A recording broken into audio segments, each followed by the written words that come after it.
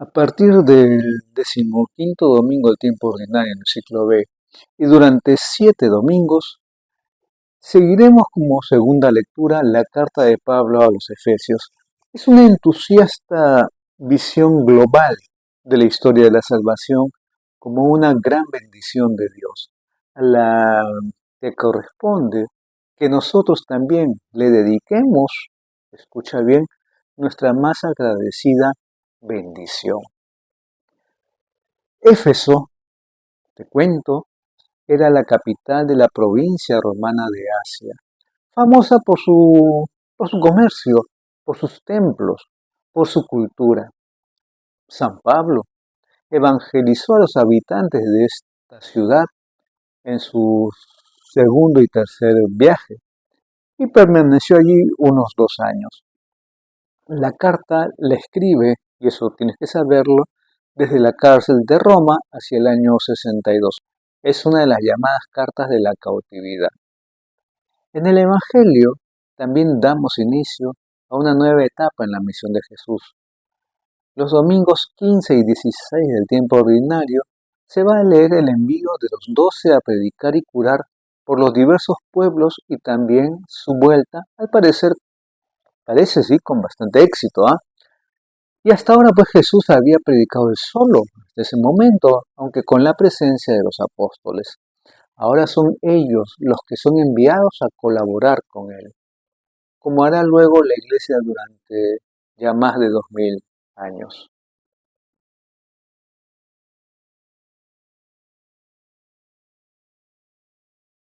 Antes de escuchar la lectura de Amós, te tengo que decir que Israel, el reino del norte, separado por el cisma casi 2 siglos antes, vive su máximo esplendor, previo a la ruina, sí, a mediados del siglo VIII, bajo Jeroboam II, pero, como suele suceder, el lujo se hace insulto de la pobreza y el formalismo ahoga en vanidad el culto pomposo.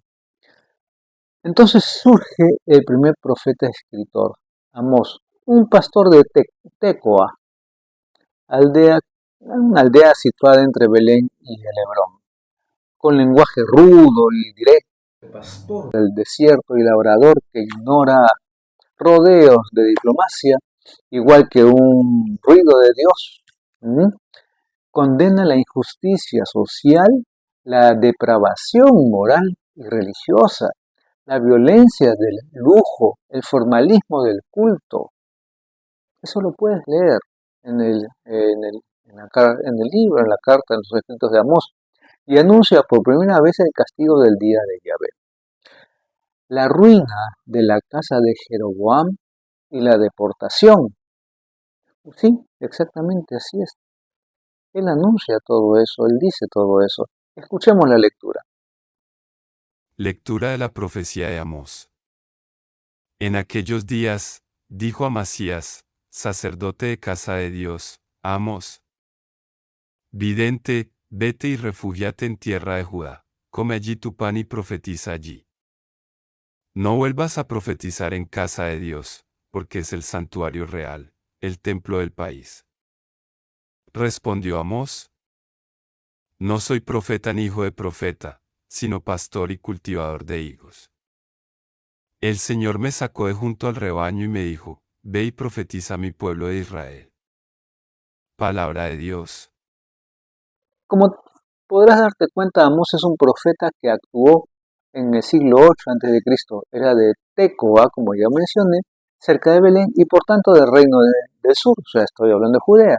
Dios le envía a hablar en el del norte, a Israel, o sea, a Samaria o Samaria.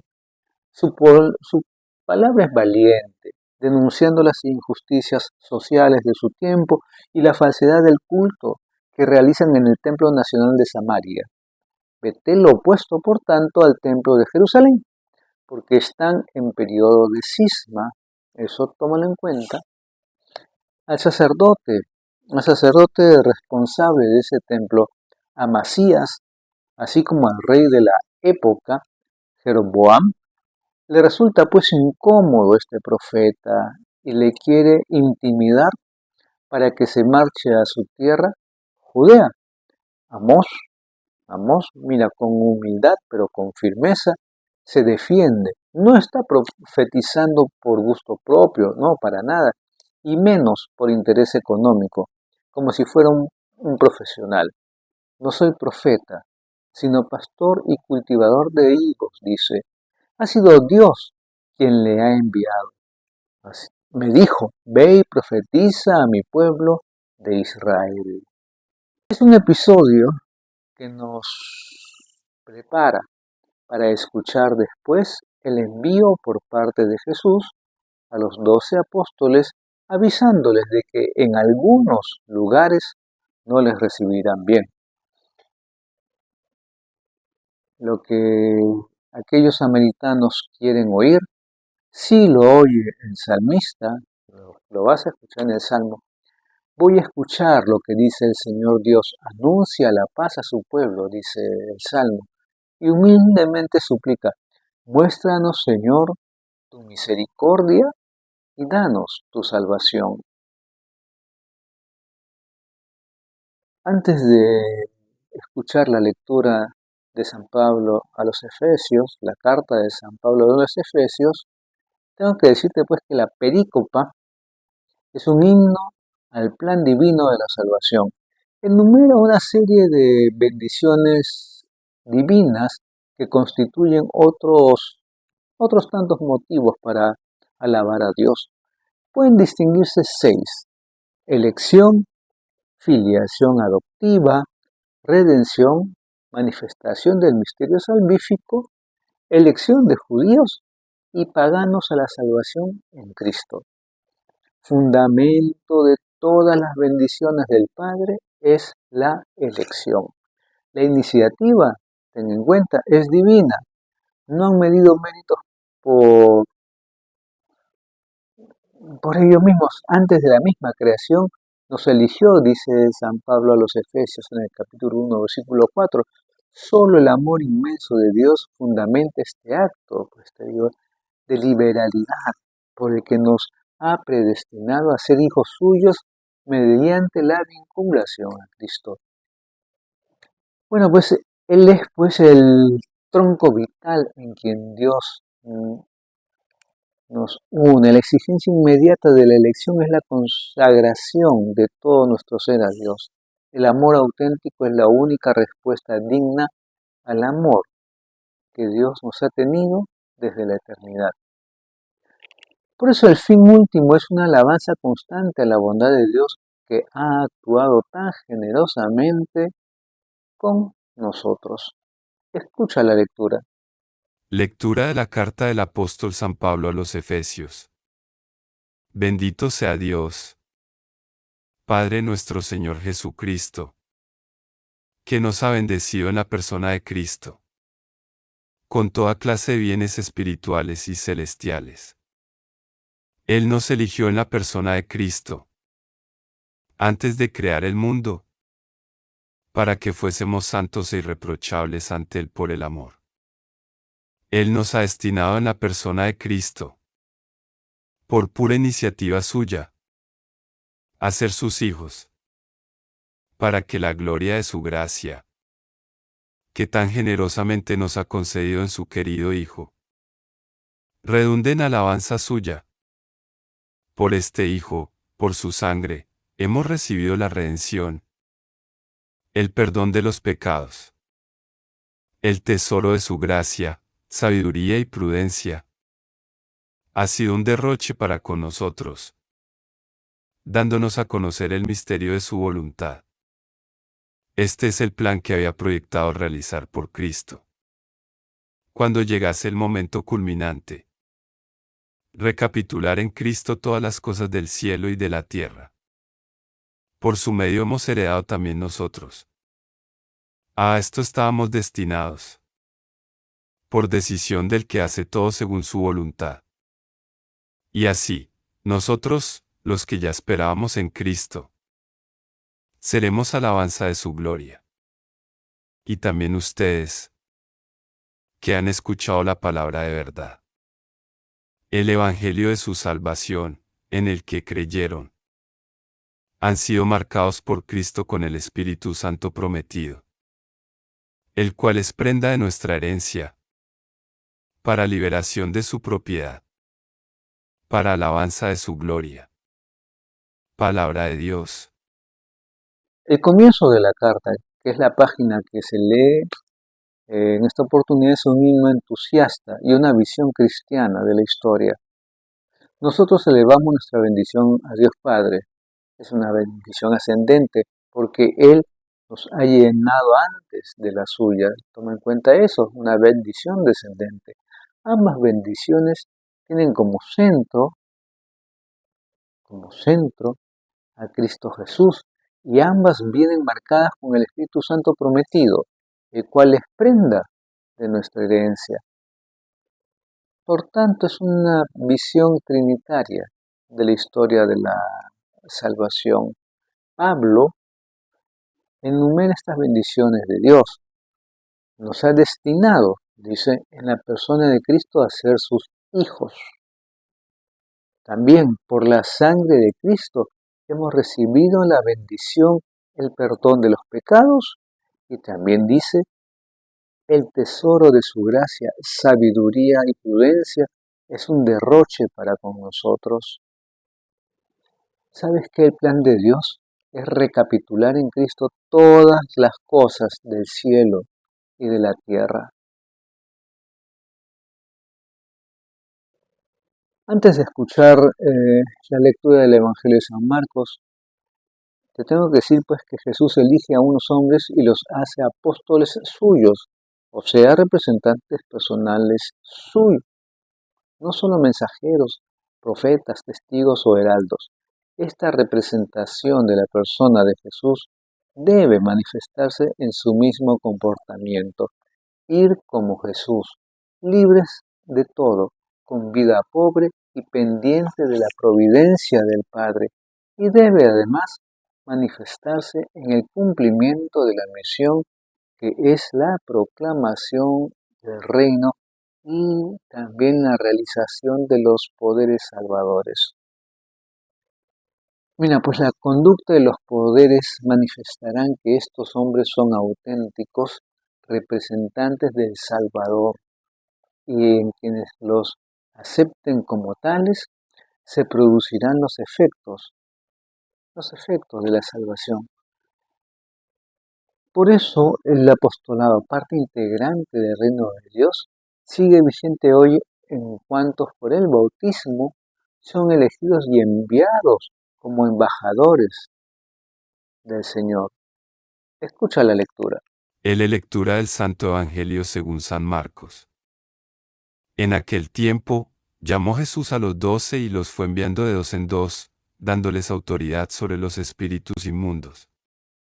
Les encargó que llevaran para el camino un bastón y nada más, pero ni pan, ni alforja, ni dinero suelto en la faja, que llevasen sandalias, pero no una túnica de repuesto.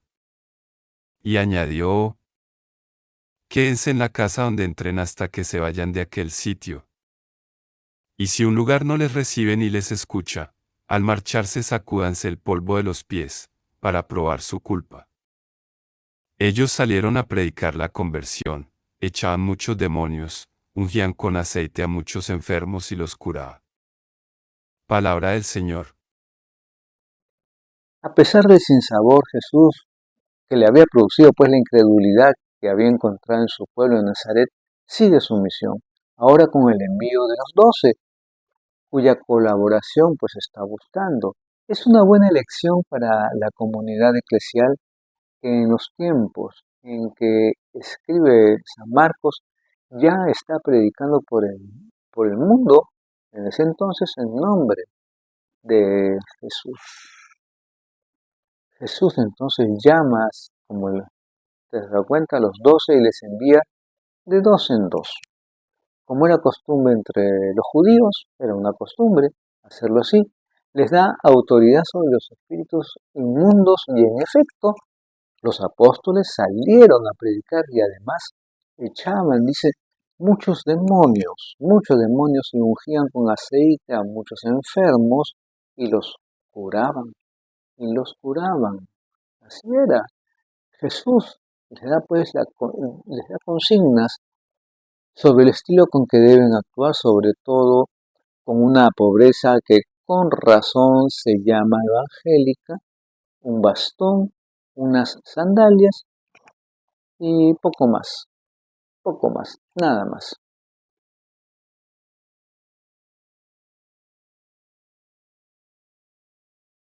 Dios se hace ayudar, se sirve siempre de hombres y mujeres para que colaboren con Él, como tú, de repente como yo, para el anuncio de la buena noticia de su amor salvador, entre otros muchos profetas que Dios envía a su pueblo.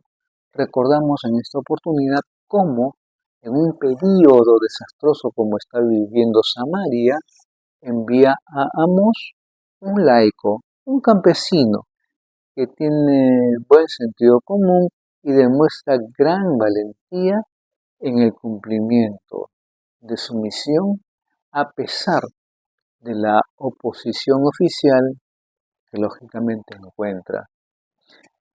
Jesús pues así también envía en un primer momento a sus 12 apóstoles, más tarde como leerás luego enviará a 72 discípulos para que colaboren con él en los diversos pueblos y aldeas.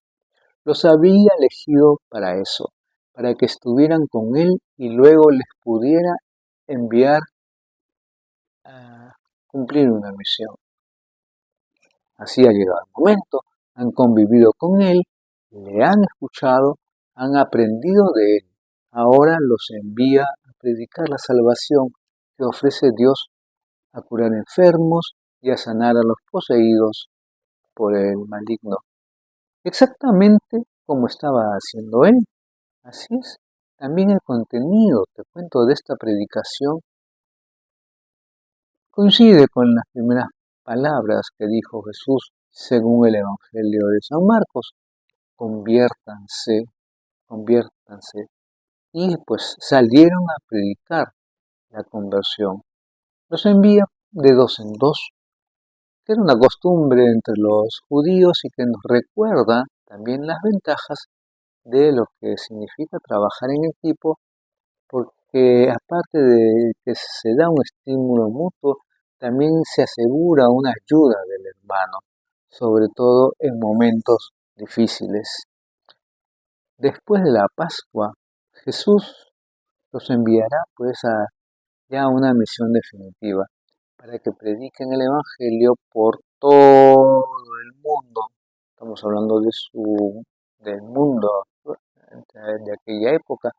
Hace 2000 años que su comunidad está obedeciendo pues este mandato misionero, no solo el Papa o los obispos y los otros ministros y misioneros, sino tantos fieles comprometidos están ahora evangelizando y dando testimonio del amor salvador de Dios, cada uno según la misión que recibe en la comunidad.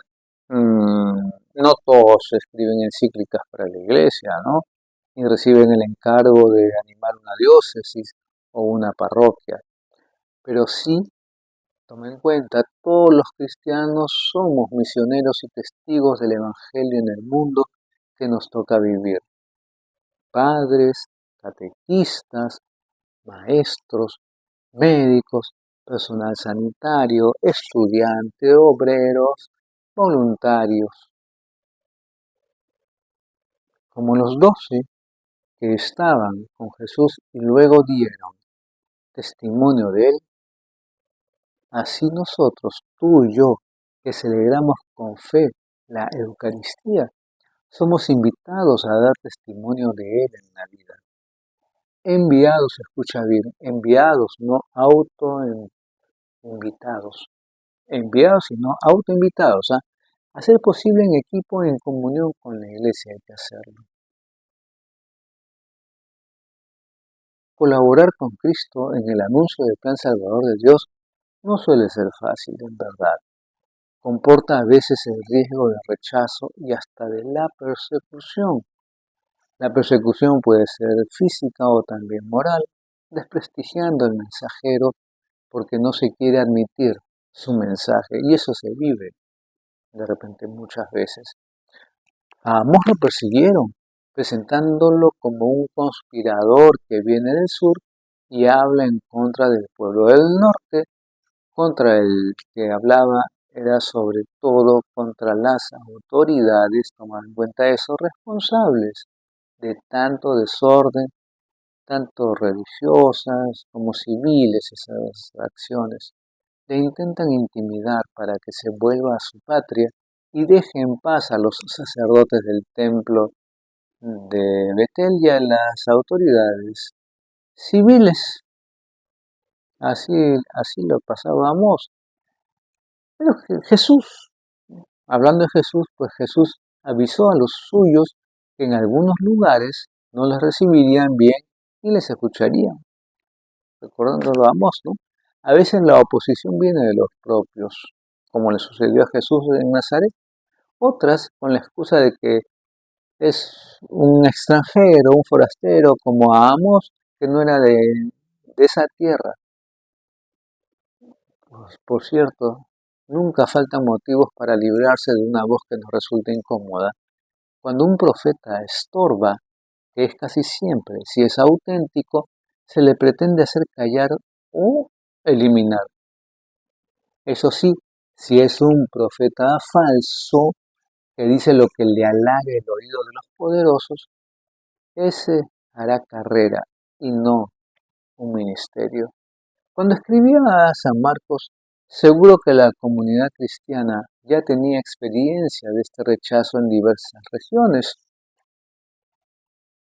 También a nosotros en algunos ambientes nos admitirán y en otros no. Estamos avisados, pero no seguimos a Cristo porque nos haya prometido éxitos y aplausos fáciles, sino porque estamos convencidos de que también para el mundo de hoy, la vida que nos ofrece Él es la verdadera salvación y la puerta de la felicidad auténtica. ¿Mm? No solo queremos salvarnos nosotros, sino colaborar para que todos acepten el reino de Dios en sus vidas. Este rechazo no debería pues entonces desanimarnos si sucede en nuestro testimonio. Por ejemplo, a Amós no le acobardaron las amenazas de sus oponentes. A Jesús no le hicieron callar los suyos. También a Pedro y a los demás apóstoles les querían hacer callar los jefes de la sinagoga, pero ellos contestaron valientemente que era preciso obedecer a Dios antes que a los hombres.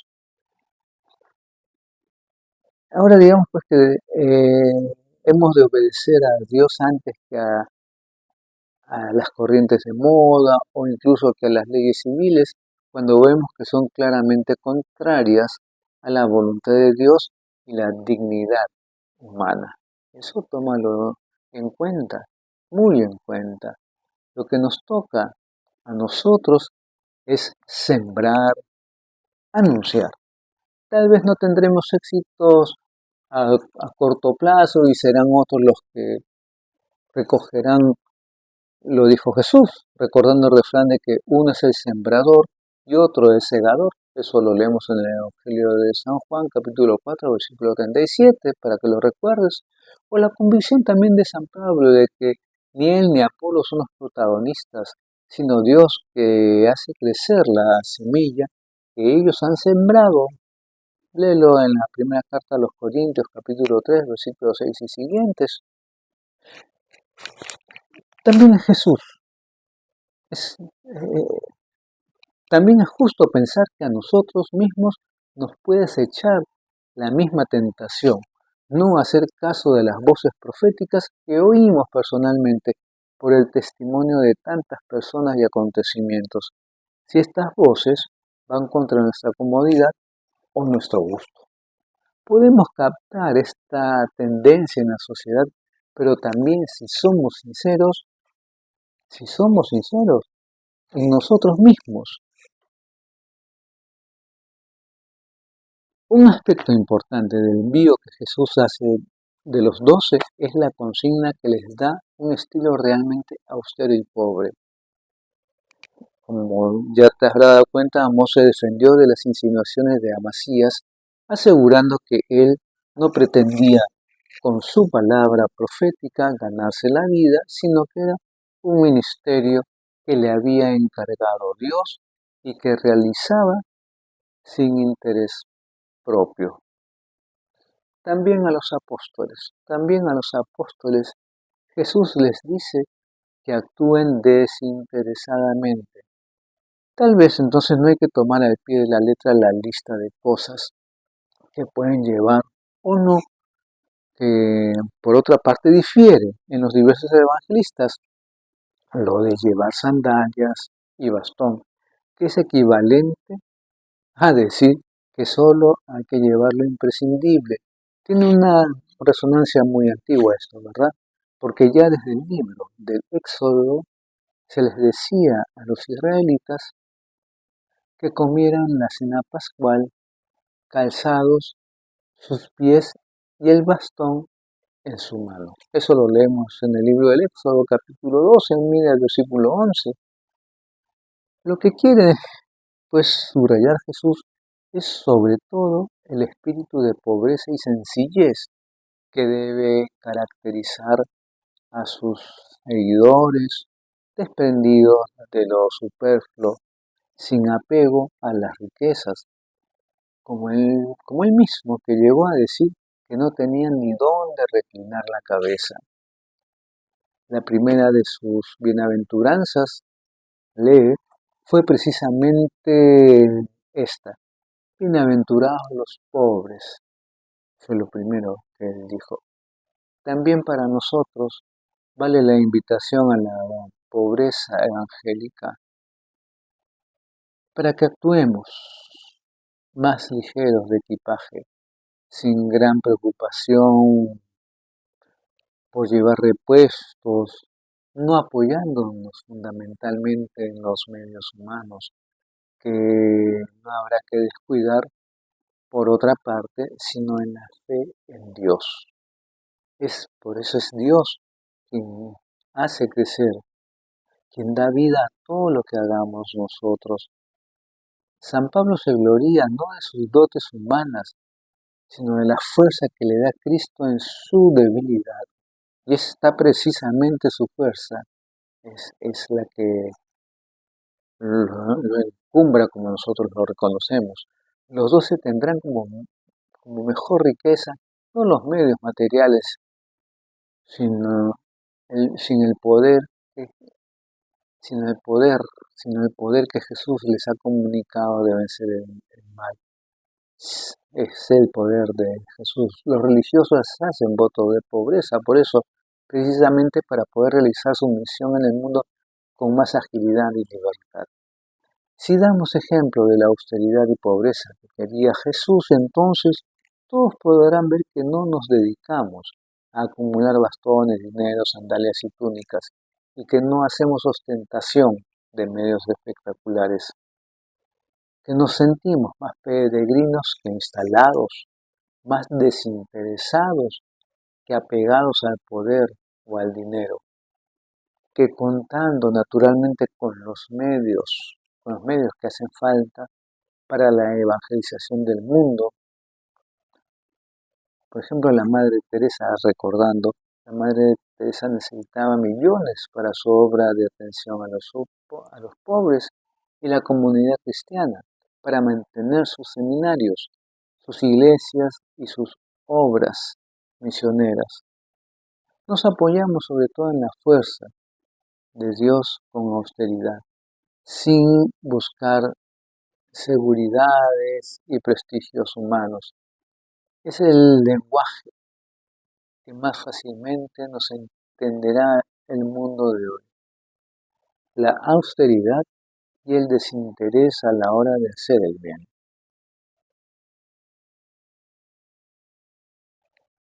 Iniciando su carta a los Efesios, San Pablo ve la historia de la salvación en clave de una gran bendición, tanto de parte de Dios para con nosotros, como de nosotros para con Dios.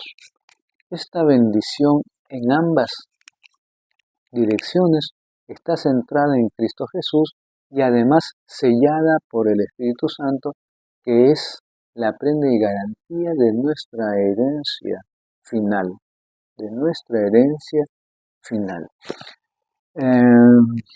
Es impresionante la lista de bendiciones que según San Pablo nos vienen de Dios Padre, origen y meta de nuestra salvación. Su perspectiva es claramente, si te das cuenta, trinitaria. Todo nos viene de Dios Padre por medio de su Hijo y en el Espíritu. Todo vuelve a Dios Padre de nuevo por medio de Cristo Jesús y en el Espíritu. Es una fórmula trinitaria. Es la perspectiva que emplea el Catecismo de la Iglesia Católica al comienzo de su segunda parte, la que dedica a la celebración del misterio, citando precisamente este comienzo de la carta a los Efesios. Dice que todo es una bendición que nos viene de Dios y que dirigimos a Dios. Eso lo lees en el numeral 1077. En los números siguientes, en 1078 a 83, explica lo que supone esta bendición en ambas direcciones. Es también lo que decimos en nuestra Eucaristía, sobre todo al final de la plegaria eucarística. Recuerda esto: por Cristo, con Él y en Él, a ti, Dios Padre omnipotente, en la unidad del Espíritu Santo, todo honor y toda gloria. Es la clave en la que tendríamos que vivir nuestra fe cristiana, también fuera de la celebración. Bendecidos por Dios y bendiciendo a Dios en clave de alegría y de gratitud. Bendiciones.